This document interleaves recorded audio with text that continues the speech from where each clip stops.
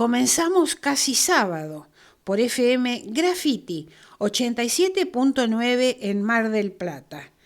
Viernes de 19 a 20 horas. Vamos a presentar ahora a Pablo Aceto. ¿Qué tal, Pablo? ¿Qué se cuenta? Muy buenas tardes, noches. En el último casi sábado del 2025, Sí. ya reiniciamos en enero y la verdad que cerramos con bastante información, así que vamos a meterle para adelante. Muy bien, Pablo. Entonces vamos a la columna internacional de Carlos Juncos.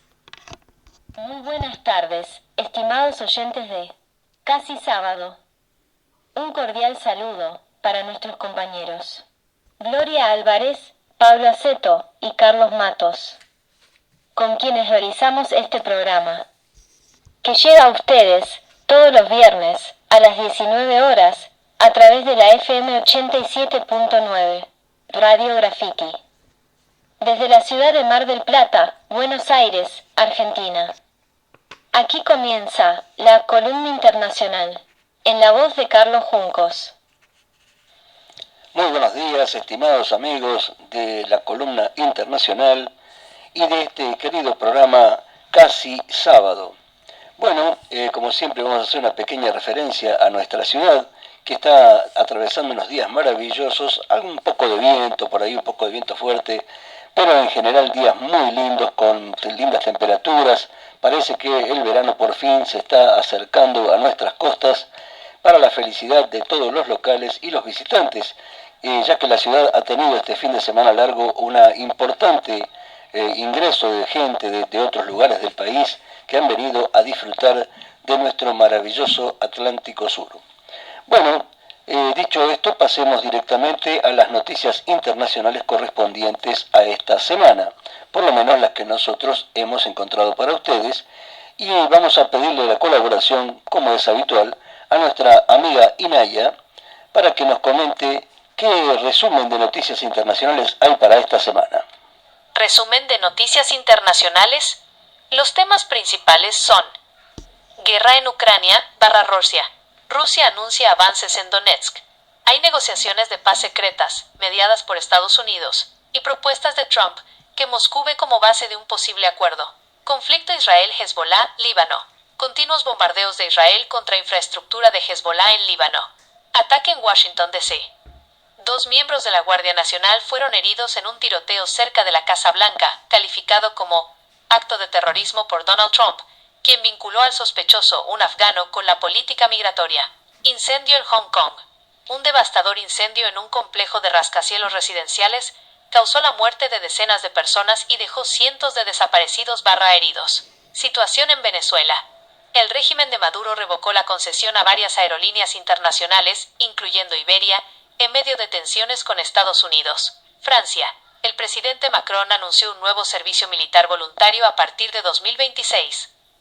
Bueno, como vemos, los conflictos continúan por todo el mundo, pero hay uno en particular que a mí me preocupa por una gran crisis humanitaria y que, como es uno de esos países que a nadie le importan, porque hay que ser realistas con esto, hay noticias que nos llaman la atención todos los días, aún la vida privada de algún salame de la farándula, pero hay países enteros y poblaciones enteras que están sufriendo y que a nadie le importan.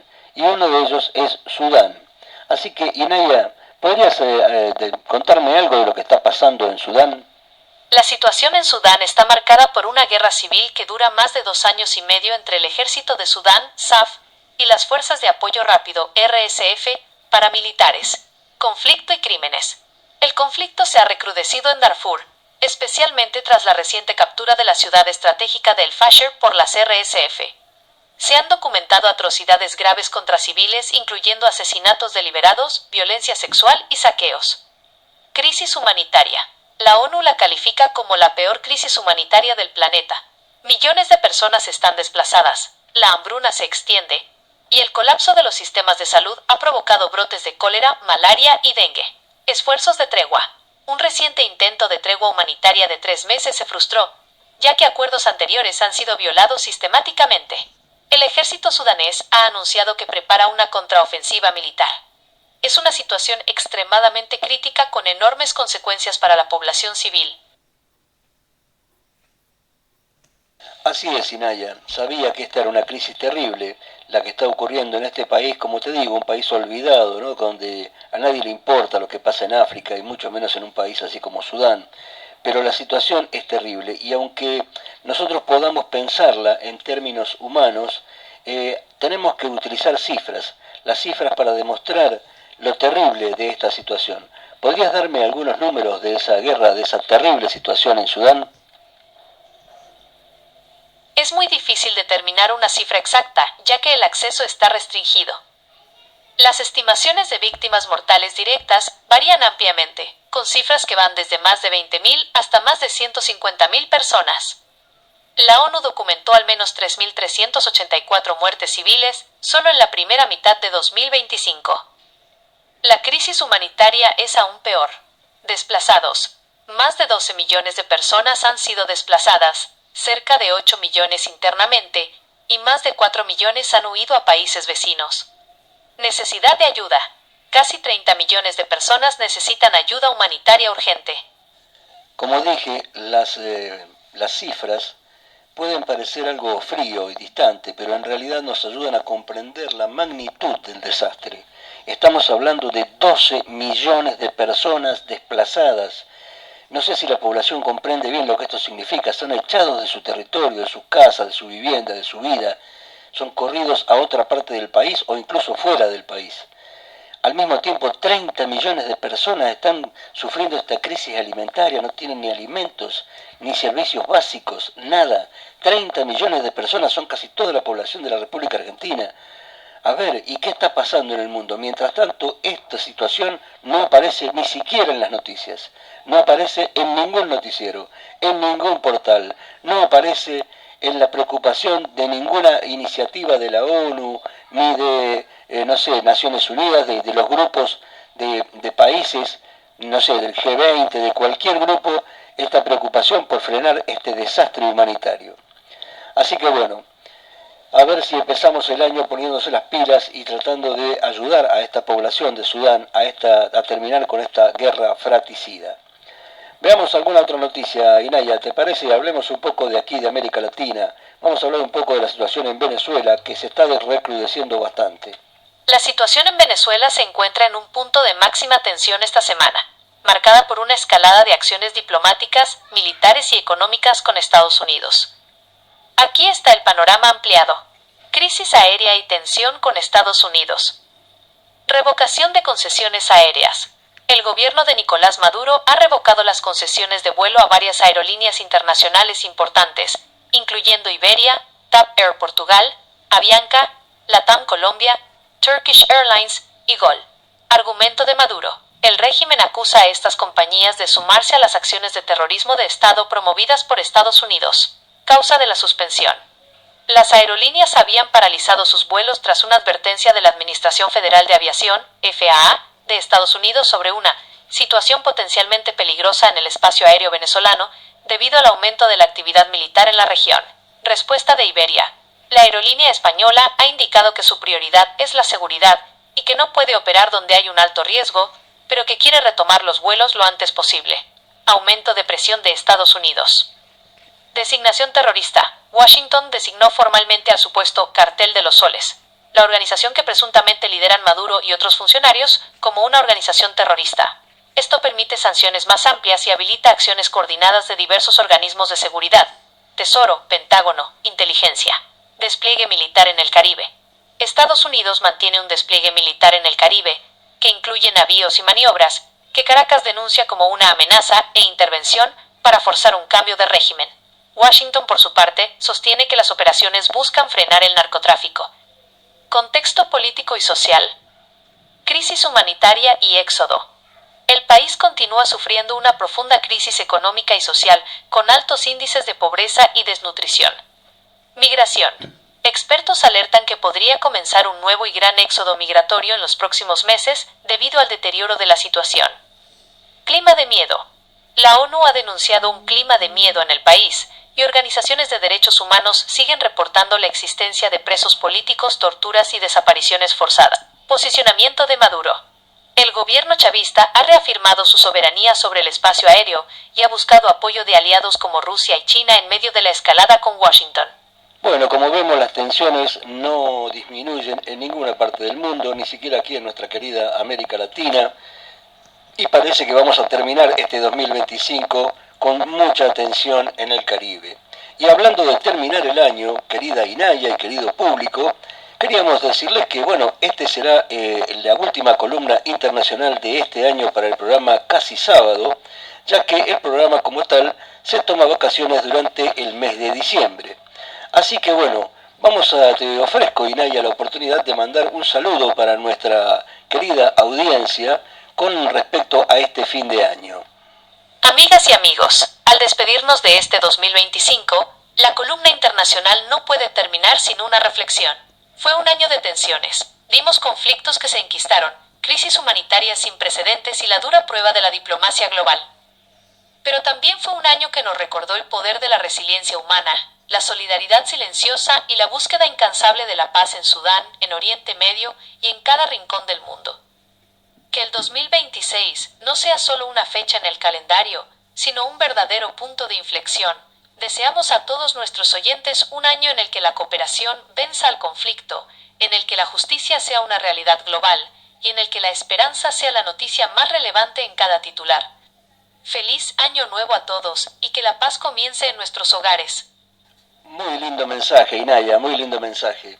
Bueno, compartimos por supuesto esta reflexión de Inaya y les deseamos a todos que tengan unas felices fiestas, que lo pasen bien, que traten de disfrutar de su familia, de su vida, de esta maravillosa ciudad de Mar del Plata y que comencemos el 2026 del mejor modo posible y sobre todo con la esperanza puesta en un mundo mejor, en una realidad mejor para todos.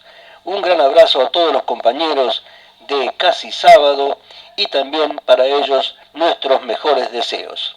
Será entonces hasta que nos volvamos a encontrar en el año próximo. Un gran abrazo para todos y será hasta el próximo programa. Muchas gracias. Muchas gracias, Carlos Juncos. Un gigante de los electrodomésticos cerró su planta y despidió a 220 empleados. La empresa había abierto sus puertas en el 2022. La empresa Whirlpool este miércoles anunció el cierre de su fábrica de lavarropas en el Parque Industrial de Fátima, en Pilar. La decisión deja sin trabajo a 220 empleados que ya fueron notificados y con quienes la compañía está negociando un paquete de salida que incluye la indemnización correspondiente más una adicional. El cierre afecta tanto a operarios como a personal de ingeniería, calidad y otras áreas vinculadas a la planta. Desde la firma explicaron que el derrumbe del consumo y la fuerte competencia de productos importados hicieron inviable sostener la producción local. Pese al cierre de la fábrica, Whirlpool continuará con su operación comercial y de distribución en Argentina, donde seguirán empleadas entre 100 y 120 personas. La empresa afirmó que su continuidad en el país no está en revisión, aunque sí avanzará hacia un modelo más comercial y menos industrial, debido al contexto económico. Vamos a continuar ahora con una nota de Pablo Aceto en Cazador de Noticias. La destrucción de la industria argentina es el objetivo del gobierno de Milei. Análisis de la postura de Pablo Aceto sobre la política económica del gobierno de Milei. Pablo Aceto, dirigente del Partido Socialista Auténtico de Mar del Plata, Batán, en Unidad Socialista, expuso una crítica contundente a las políticas económicas implementadas por el gobierno de Javier Milei. Su argumento central es que la destrucción de la industria argentina no es un efecto colateral, sino un objetivo deliberado del oficialismo. A continuación, se resumen los puntos clave de su análisis. El objetivo, conseguir dólares para pagar deudas. Aceto sostiene que el propósito fundamental del plan económico es obtener los dólares necesarios para saldar las deudas. Mecanismo. La vía para conseguir divisas es a través de la reducción de la producción interna y el favorecimiento de la exportación de productos primarios. Consecuencia para la industria. Este enfoque tiene un impacto devastador en la industria, ya que la dependencia histórica de insumos extranjeros la hace vulnerable a esta estrategia de ahorro de divisas. Modelo económico de retroceso y destrucción industrial. El dirigente enmarca las políticas actuales en un modelo histórico que, según él, ha sido perjudicial para el desarrollo argentino. Continuidad histórica. Afirma que la estrategia actual continúa un modelo que se inició con la dictadura de 1976 y fue profundizado durante el menemismo, donde la industria fue esmerilada, desgastada. Uso de la recesión. La falta de actividad económica y la recesión son, a su juicio, utilizadas como herramientas para ahorrar divisas y reducir el consumo de energía y combustibles. Éxitos cuestionados. Critica el discurso oficial sobre los supuestos logros en sectores como los hidrocarburos, señalando que estos no resuelven los problemas estructurales de la economía, que sigue priorizando la exportación de productos primarios y descuidando la capacidad industrial. Conclusión y advertencia. Aceto subraya que la prioridad del gobierno está equivocada y brutalmente enfocada. Prioridad VS, problemas reales. Las políticas están orientadas a resolver los problemas de la deuda externa, relegando las preocupaciones reales de la gente, como el empleo y la capacidad industrial del país. El empleo es secundario. Considera que el debate sobre la reforma laboral es secundario cuando el problema esencial es la destrucción de la base industrial, llamada a la oposición. Finaliza advirtiendo que este camino debe ser cuestionado por la oposición ya que no ofrece soluciones a los problemas de la población. La teoría de Pablo Aceto se puede profundizar y sistematizar como una crítica al modelo de reprimarización de la economía argentina, sostenida bajo la premisa de que la destrucción de la industria no es una falla, sino la condición de posibilidad para el éxito del plan financiero del gobierno de Javier Milei. Su análisis trasciende la mera crítica coyuntural y se articula en torno a tres ejes fundamentales: el mecanismo de obtención de dólares, ESCI, la reprimarización económica histórica y la subordinación de la política al capital financiero y extractivo. 1. La lógica del plan financiero y la restricción externa. Aceto postula que la meta suprema del gobierno es la acumulación de dólares para hacer frente a los compromisos de la deuda externa. Esto no es un fin en sí mismo, sino el requisito para que el capital financiero internacional confíe y siga invirtiendo o refinanciando al país. Generación de divisas por ajuste interno. El gobierno logra su superávit externo y fiscal no por un aumento genuino de la producción industrial, sino por la destrucción de la demanda interna y la caída de la actividad económica, recesión. Al reducirse el consumo de la población, por licuación de salarios y jubilaciones, y detenerse la producción industrial, disminuye drásticamente la necesidad de importar insumos, bienes de capital y energía, como gasoil para consumo interno. Depresión para el saldo exportable. La recesión se utiliza deliberadamente para liberar saldos exportables, principalmente commodities y energía primaria, que, de otro modo, serían consumidos en el mercado interno. Ejemplo, petróleo, gas. Aceto lo explica así. Para tener un saldo exportador con niveles de producción limitados, se necesita deprimir la economía argentina, destruir su capacidad productiva para que no consuma energía. Source 1.6. 2. Reprimarización profunda, el ataque a la estructura productiva. El modelo de Aceto señala que esta estrategia no solo afecta a la economía, sino que apunta a reestructurar el perfil productivo del país, revirtiendo el proceso de semi-industrialización a favor de un mandato exportador primario. Ventajas comparativas VS Desarrollo Industrial. El gobierno, en la visión de Aceto, no concibe a Argentina como un país industrializado, sino como un proveedor de servicios y de bienes comunes, materias primas, que explota sus ventajas comparativas. Source 3.1. Contraste energético. Es un verdadero disparate que Argentina venda petróleo crudo para luego importar productos refinados como gasoil, en lugar de invertir en refinerías para garantizar energía abundante y barata para la producción interna. Source 1.2, 1.5. El negocio del deterioro.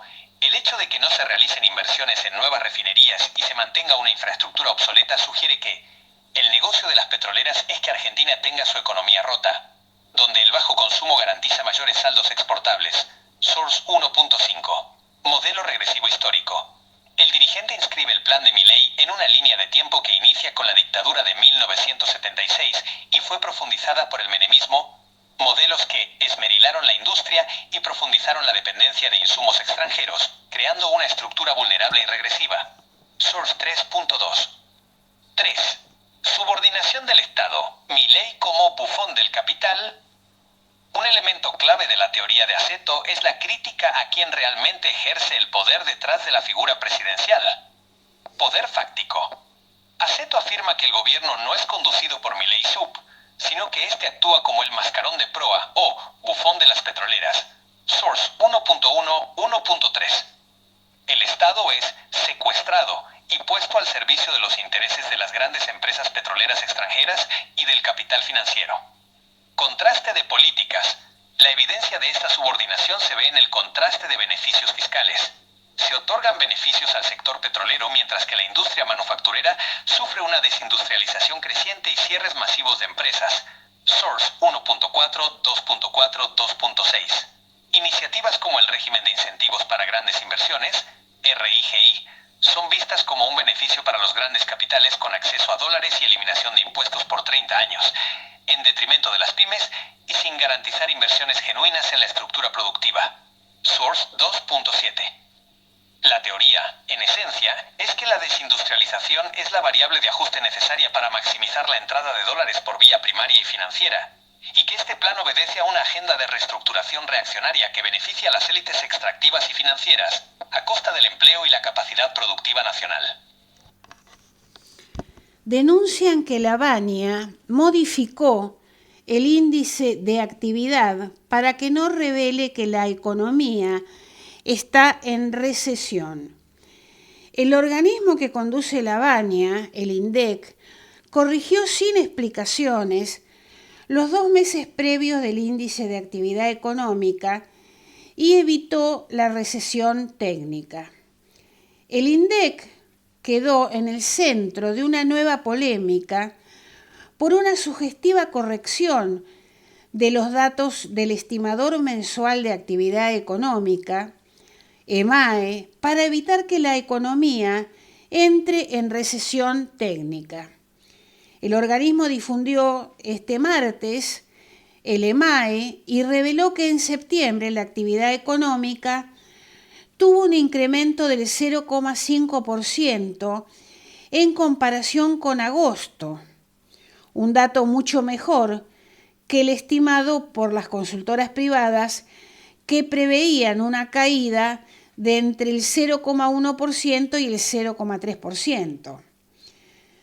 La sorpresiva suba de septiembre llamó la atención de los analistas, pero mucho más impactó la corrección al alza de los datos de los 2 meses previos, con lo que el gobierno logró que el tercer trimestre termine en terreno positivo.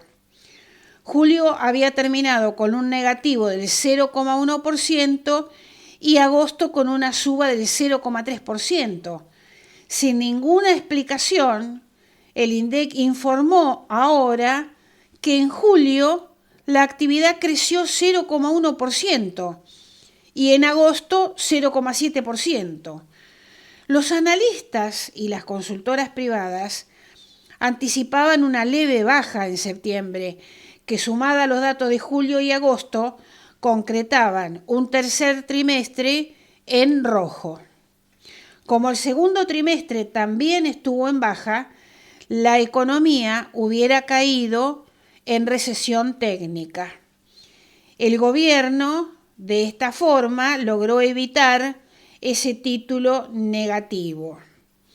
Esta llamativa corrección del EMAE el estimador mensual de actividad económica, se suma a las dudas que existen sobre los índices de inflación y pobreza, ya que la Baña se resiste a actualizar los indicadores que se utilizan. Todas las mediciones privadas que utilizan las canastas actualizadas arrojan cifras más altas a las que informa el organismo que conduce la Baña, el INDEC. Las nuevas metodologías están listas desde hace tiempo para aplicarse, pero la Baña no quiere aplicarlas en un año electoral por temor a un salto en los índices. Muy bien. Los índices que publica el INDEC no son creíbles y no reflejan la realidad. Se modifican para no revelar que la economía está en recesión. Hay un tema que, a ver, ¿quién fue que incluso está condenado? Guillermo Moreno. ¿Por qué esto es tan grave? Digamos, no es que nos mienten a nosotros, no nos miente a nadie. No es creíble esto. Ahora, por otro lado, sí afecta otras cuestiones, porque con estos índices de inflación es, por ejemplo, cómo se calcula el UVA. Claro. Entonces, vos convocás a los empresarios extranjeros, como dicen ellos, y venga, ponga la plata acá, haga esto y haga lo otro, y los tipos tienen que ver, a ver, y cómo sabemos cuando ganamos, cuando perdemos, si los números son estos. No son creíbles. Claro, los números no son creíbles, pero se aplican en la realidad. Claro. Es decir, vos cuando planteás, estoy hablando del UVA por hablar de uno, podríamos hablar del otro. Por ejemplo, la tasa de interés que está pagando, cualquiera que nos escuche, que le dicen que la inflación es del 20% anual. Bueno, pero saca un préstamo, sí, y resulta que la tasa de interés es del 75, 50, 60. Para hablar de lo bajo, si hablamos, por ejemplo, de las tarjetas de crédito, están arriba del 119, 120. Y entonces, ¿dónde está la inflación del 20%? Claro. No es que Moreno fue condenado por macanear, no, porque generó un perjuicio económico. Lo mismo que está haciendo la Baña. No nos olvidemos, es de los funcionarios de Massa.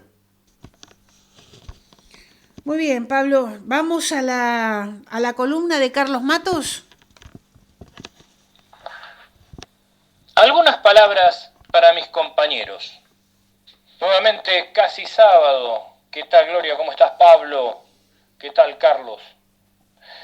Llegamos al último programa de 2025.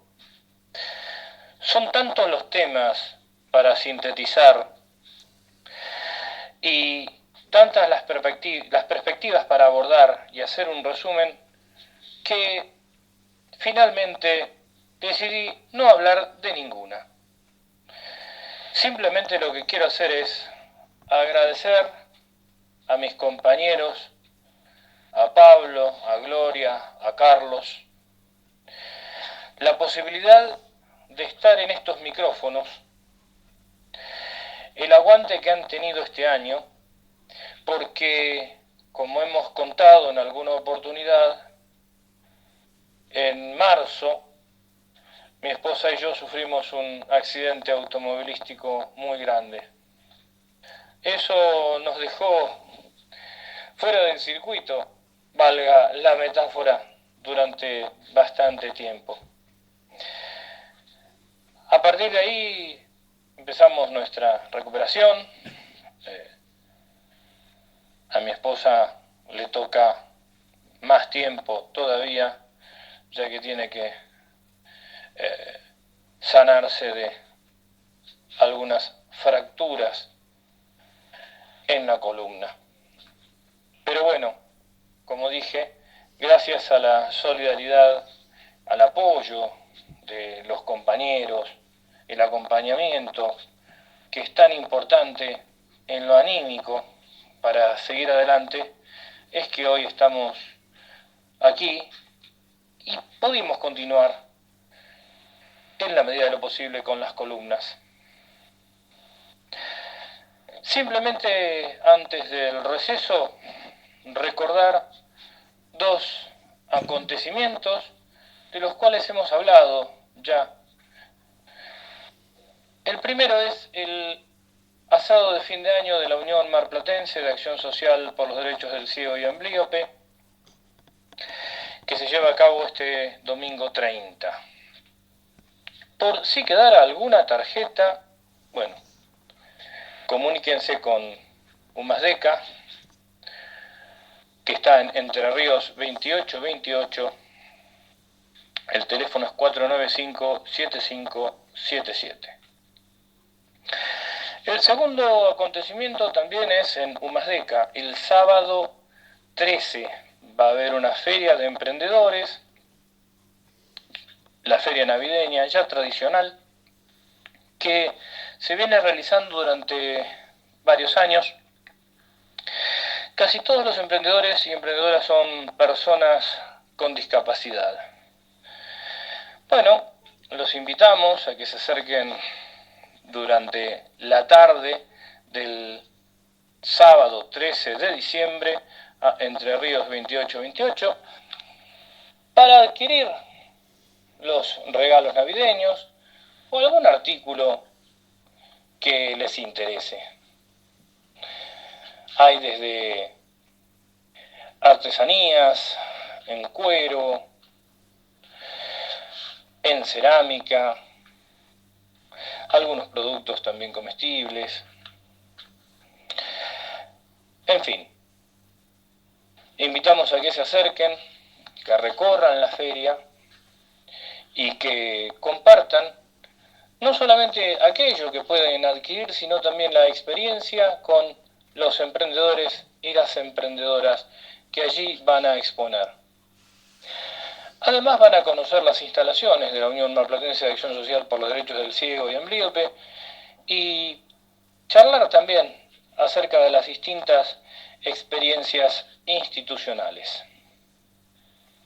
Esto es el día sábado 13 de diciembre. Pero antes, y acá vamos a una tercera cuestión, el día 3 de diciembre, Día Internacional de los Derechos de las Personas con Discapacidad, se hace la última sesión del Consejo Municipal de Discapacidad por este año.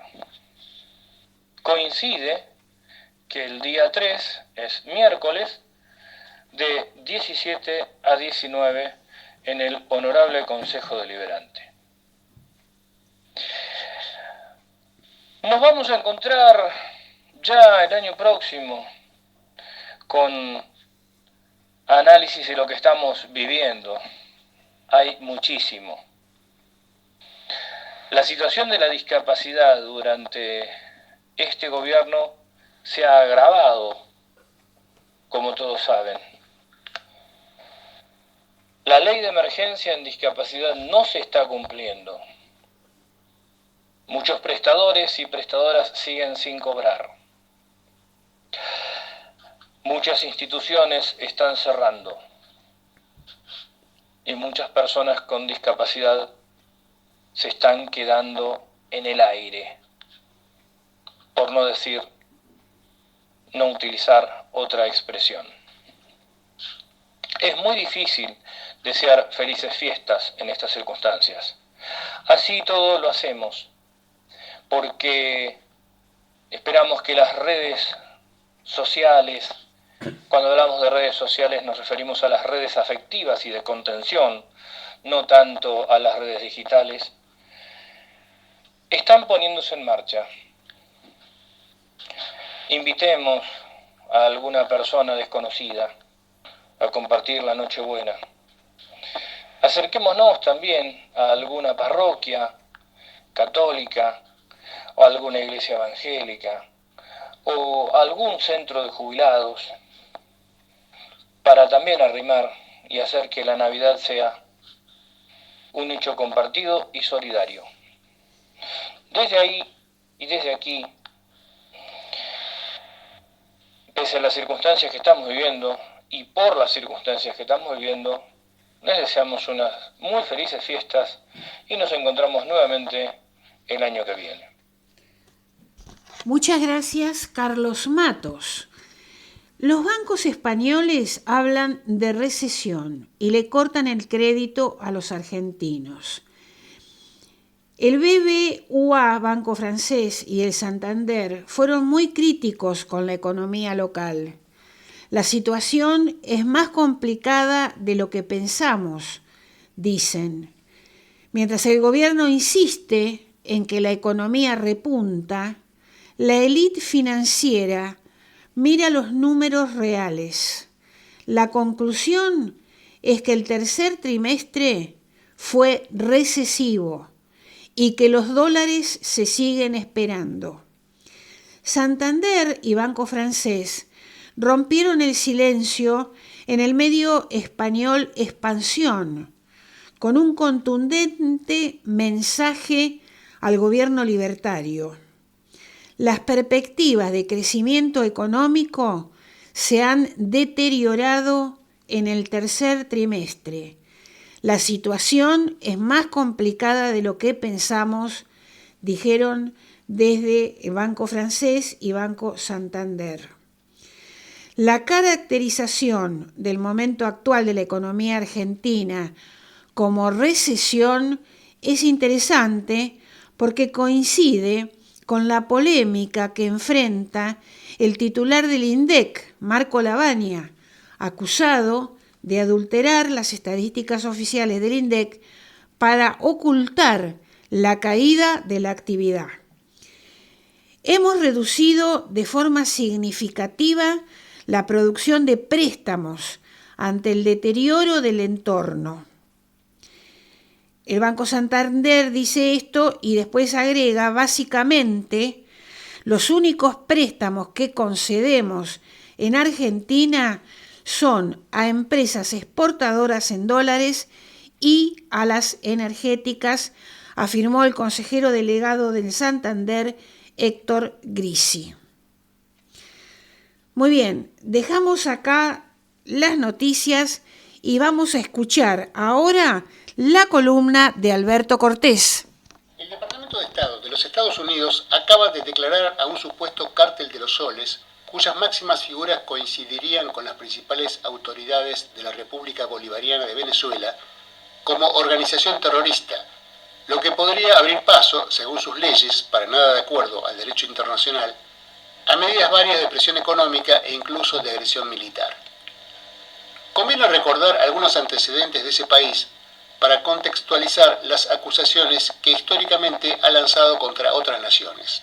En 1786, Thomas Jefferson, tercer presidente de los Estados Unidos y redactor de su Declaración de Independencia, había escrito a Archibald Stuart: «Tengamos buen cuidado de no expulsar demasiado pronto a los españoles, pues aquellos países no pueden estar en mejores manos. Mi temor es que España sea demasiado débil para mantener su dominación sobre ellos hasta que nuestra población haya avanzado lo suficiente para ganarles el dominio palmo a palmo». Es decir, sostenía que a Estados Unidos no les convenía que las colonias hispanoamericanas se independizaran rápidamente de España, sino que esa separación se produjese recién cuando los Estados Unidos llegaran a ser lo suficientemente fuertes para apropiarse de ellas. En otra carta a Monroe expresa su oposición a la unidad de los hispanoamericanos. También tenía la visión de una expansión de esos Estados Unidos iniciales, el 10% de lo que hoy ocupan, hacia el oeste, arrebatando tierras de pueblos originarios y otros. Lo llamaba el Imperio de la Libertad. En 1836, inmigrantes, en su gran mayoría ilegales, de origen estadounidense, en el estado mexicano de Texas, se rebelaron contra las autoridades de ese país declarándose independientes, y 9 años después se anexa ese estado a los Estados Unidos.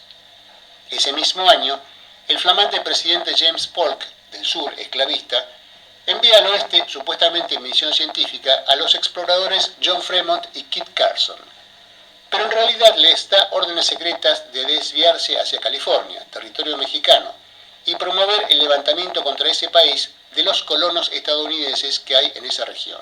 Casi al mismo tiempo envía un destacamento del ejército norteamericano a acampar en una zona de disputa entre México y Estados Unidos, próxima a Texas, sabiendo que los mexicanos los atacarían, como efectivamente ocurrió con varios soldados estadounidenses muertos. La historiadora de la Universidad de Pennsylvania, Amy Greenberg, relata: Polk fue al Congreso y dijo: sangre estadounidense ha sido derramada en suelo estadounidense, y a pesar de nuestros esfuerzos por evitar la guerra con México, nos han atacado. Pero eso era mentira, porque la tierra en cuestión no era estadounidense, de hecho. Agrega la escritora Alexis Coe: no diré que este es el único caso en la historia de Estados Unidos en el que mentimos sobre algunas cosas para obtener algo que queríamos mediante un acto de agresión, pero es ciertamente un gran ejemplo. Con esas falsas excusas, Polk consigue del Congreso la declaración de guerra a México. Tras esa guerra, Estados Unidos se apropian de más de la mitad del territorio total de ese país.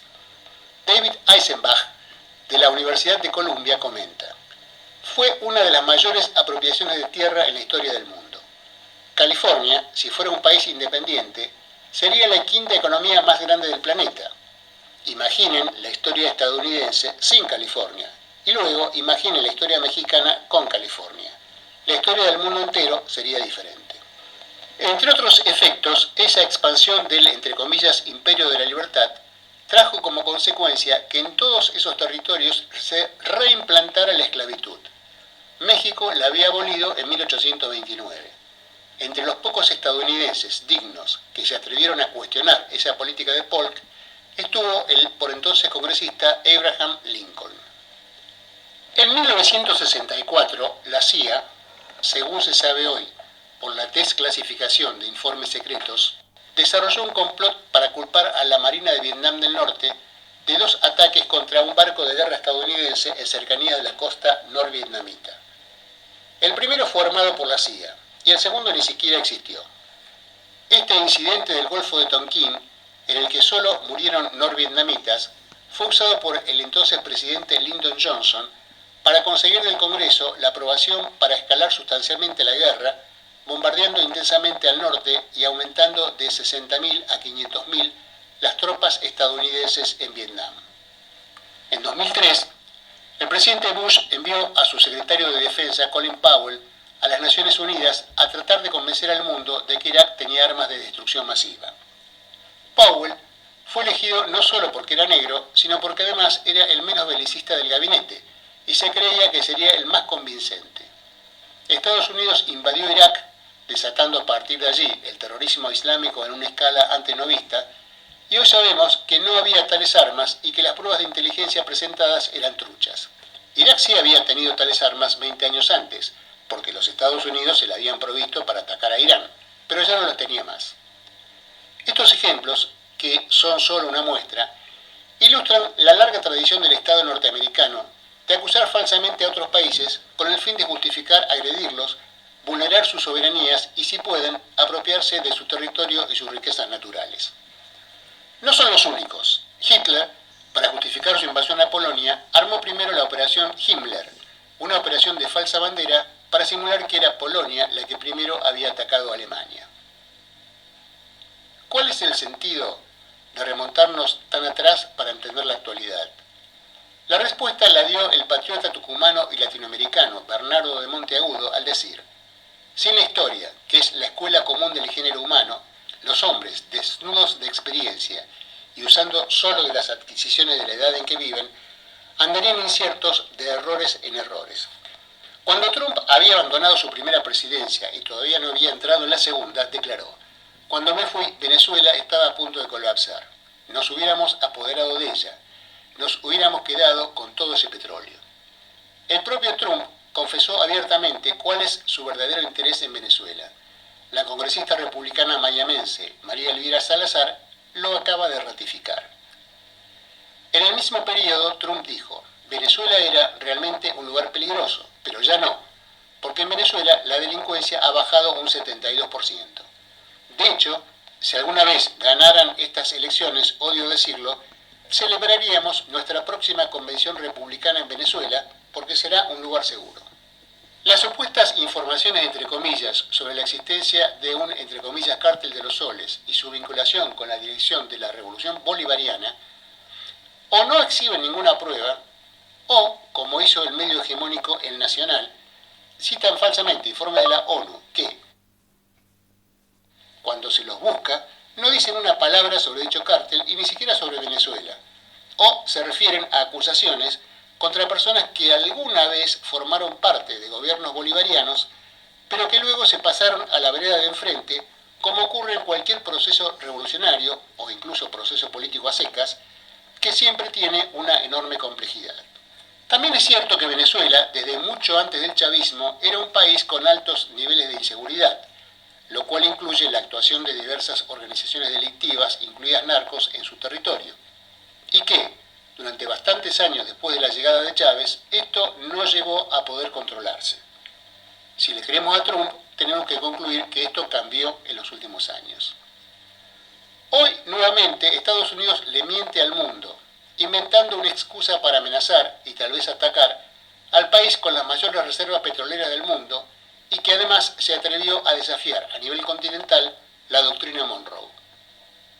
Al interior de su gobierno se libran batallas, en este caso entre el secretario de Estado Rubio y otros halcones que aspiran a aplastar Venezuela para luego seguir con Nicaragua y Cuba, y otros sectores que responden más a las históricas tendencias aislacionistas que siempre han sido fuertes en ese país y que temen, con razón, que una intervención militar allí desata a nivel continental una conflictividad que termine perjudicando los intereses norteamericanos.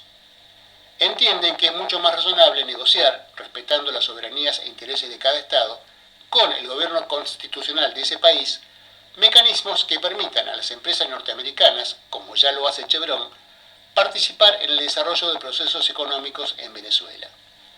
Las cambiantes declaraciones de Trump, favorables a una u otra ala, y sus antecedentes, habilitan también la posibilidad de que esté mostrando los dientes para negociar en mejores términos.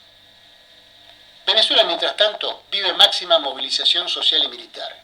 Encuentros, marchas, elecciones y congresos nacionales e internacionales de todo tipo, además de ejercicios militares y la incorporación voluntaria de millones de ciudadanos a las milicias.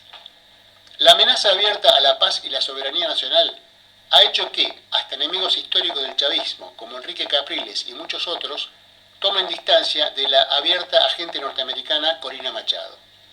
Se le deja claro a Estados Unidos que, si se animaran a invadir el país, la guerra que seguirá les costará tan caro como Vietnam o Afganistán. Si un narcopresidente hay en América Latina, es sin duda el hiperfraudulento Daniel Noboa, del Ecuador, aliado de Trump, cuyas empresas familiares son motivo de diversas investigaciones por sus exportaciones de cocaína, el 87% de la cual, según Naciones Unidas, pasan por el Pacífico, donde está Ecuador, bien lejos del Caribe venezolano. Otro que hace mérito para esa calificación es el también aliado trumpista Javier Milei, que no cesa de promover notorios narcotraficantes al Congreso. América Latina está hoy en el filo de una opción entre la paz y el respeto de la soberanía de los pueblos o una guerra catastrófica. Es responsabilidad de cada quien decidir de qué lado se coloca. Nos vamos. Recordamos que durante el mes de diciembre no estaremos con los programas Prohibido Olvidar y Casi Sábado. Retornamos en enero del 2026 por FM Graffiti 87.9 en Mar del Plata. Nos vamos escuchando el informativo criollo y un tema musical. Vamos a escuchar a Rubén Blades y Willy Colón, Plástico. Feliz Nochebuena y Navidad y feliz Año Nuevo para todos.